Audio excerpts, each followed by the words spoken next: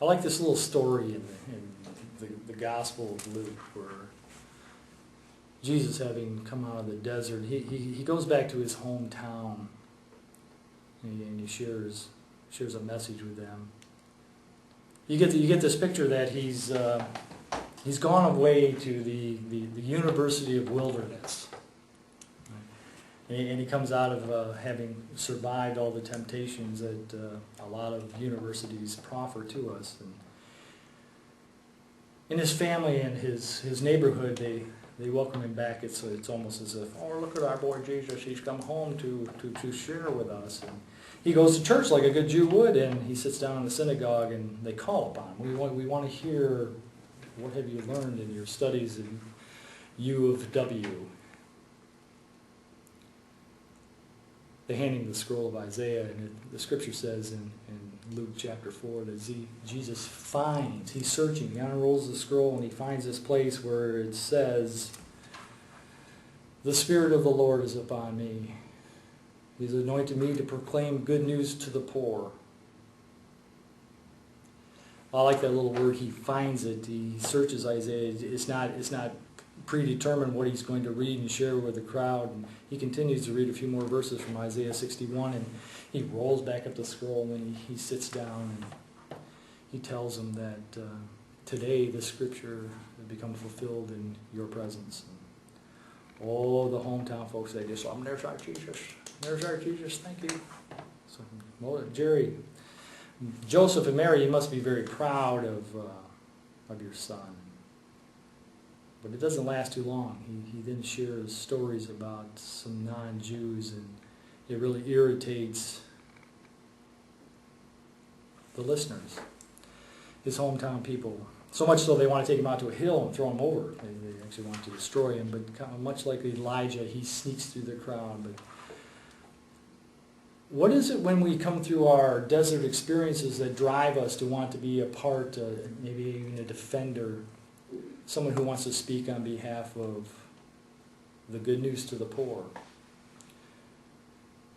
Well, that's what those of us here at Lenawee County Mission, that's what we try to practice. We try to practice this incarnation of Christ.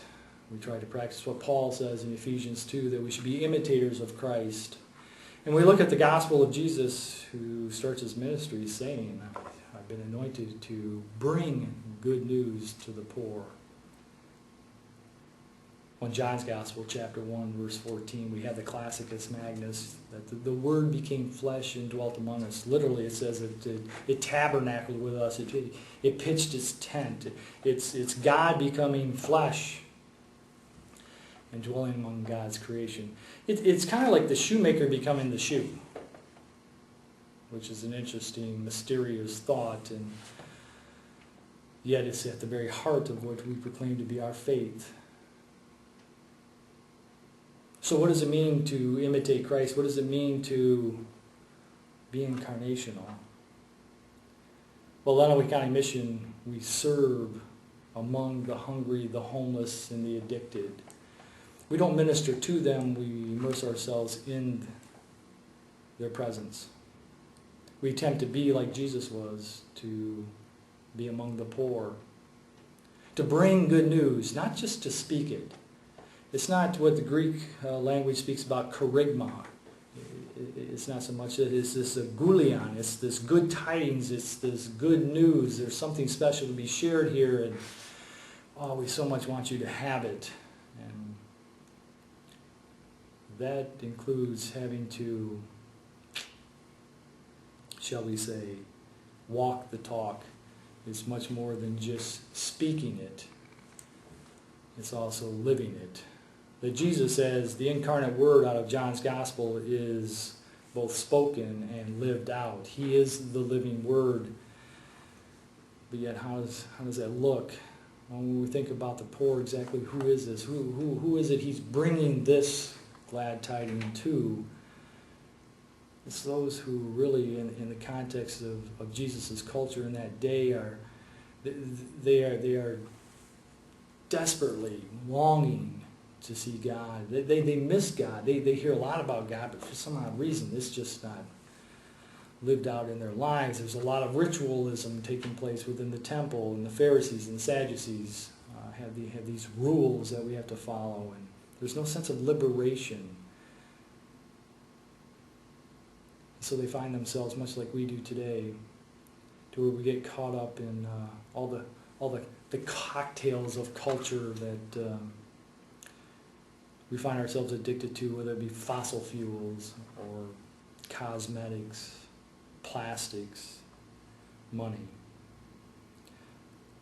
All these sense of almost entitlements that we seek out, and yet they bring us no sense of joy.